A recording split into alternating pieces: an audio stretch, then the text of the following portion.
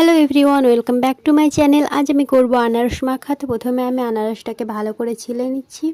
তো এই আনারস মাখা খেতে কার কার ভালো লাগে সেটা কিন্তু আমাকে কমেন্টে জানিয়ে দিও। তো এখানে দেখো আমি আনারসটাকে ভালো করে ছিলে নিয়েছি। এবার আমি আনারসটাকে একটু ধুয়ে নিচ্ছি। এবার আমি আনারসগুলোকে পিস পিস করে কেটে নেব। আর তোমরা এখনও যারা আমার চ্যানেলটাকে সাবস্ক্রাইব করোনি তারা কিন্তু সাবস্ক্রাইব করে দাও, আর আমার চ্যানেলে গিয়ে দেখে আসো, আরও নতুন নতুন অনেক রেসিপি ভিডিও আছে। তো দেখো এখানে আমি আনারসটাকে কিন্তু পিস পিস করে কেটে নিয়েছি। তারপর আমি এখানে দুটো শুকনো লঙ্কা নিয়ে নিয়েছি। এবার আমি শুকনো লঙ্কা দুটোকে ভালো করে পুড়িয়ে নেব। আর লঙ্কা দুটোকে পুড়িয়ে নেওয়ার পরে কিন্তু লঙ্কা দুটোকে ভালো করে গুঁড়ো করে নিতে হবে। তো আমি এখানে লঙ্কা দুটোকে গুঁড়ো করে নিচ্ছি একটু লবণ দিয়ে।